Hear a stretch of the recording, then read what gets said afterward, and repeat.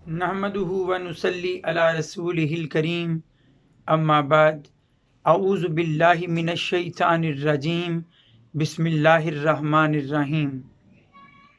امید ہے میری ساری یوٹیوب فیملی خیریت سے ہوگی اور اللہ تعالیٰ سے یہ امید بھی رکھتا ہوں کہ اللہ ہمیشہ اپنا فضل و کرم آپ پر رکھے گا، آمین۔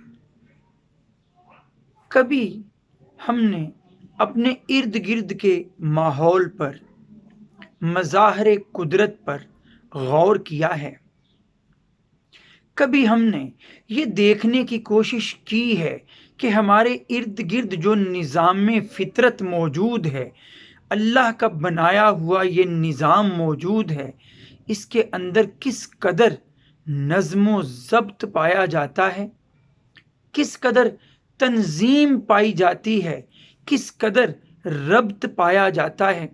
کبھی غور کیا ہم نے؟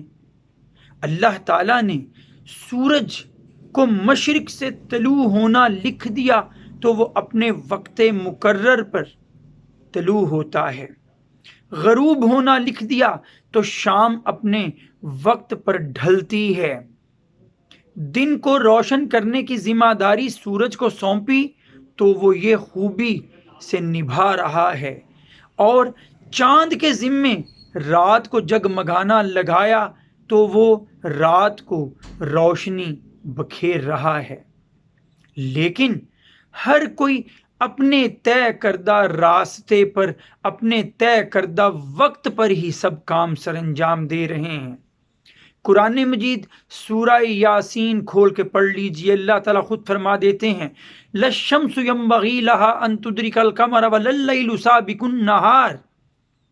نہیں ہے سورج کی یہ مجال کہ وہ چاند کو جا پکڑے، اور نہ ہی رات دن سے پہلے آ سکتی ہے۔ پھر دیکھیے اسی نظام فطرت کے اندر جس شے کو جس کام پر اللہ نے لگایا وہ اسی طرح سے موجود ہے۔ سمندر اور دریا کی لہروں کو بہنا سکھایا، وہ اپنے رستے پر گامزن ہیں۔ پہاڑوں کو جگہ جگہ گاڑ کر رکھ دیا کہ زمین کا توازن برقرار رہے تو وہ اپنی جگہ قائم ہیں۔ لیکن میں اور آپ ذرا اپنی زندگیوں کی طرف بھی دیکھیں۔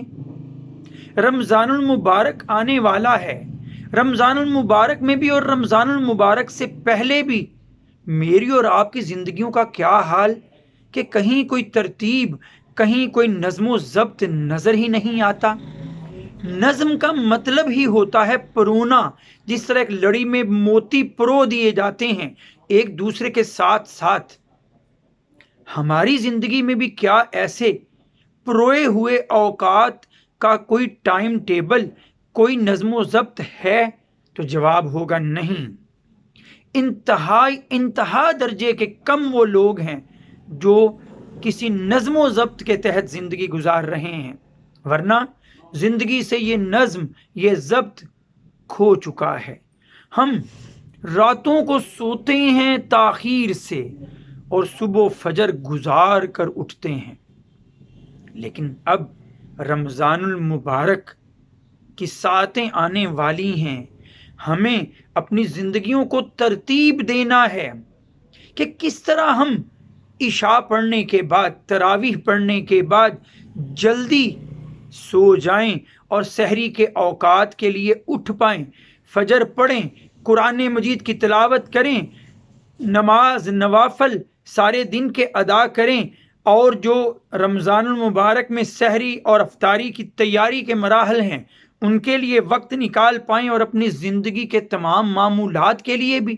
یہ تبھی ممکن ہوگا جب اپنی زندگیوں کو ہم ترتیب دیں گے، جب ایک نظم و ضبط رکھیں گے، جب ایک ٹائم ٹیبل مرتب کریں گے۔ تو میری یہ نصیحت کہہ لیجئے یا گزارش کہہ لیجئے کہ ہمیں رمضان المبارک کے آنے سے پہلے اپنے نظام الاوقات کو ترتیب دینا ہے، نظم و ضبط میں لانا ہے، تاکہ ہم روزے بھی اچھے گزار سکیں اور روزوں کے علاوہ جو اوقات ہیں ان کا بھی صحیح مصرف کر سکیں۔ وآخر دعوانا ان الحمد للہ رب العالمین۔ السلام علیکم۔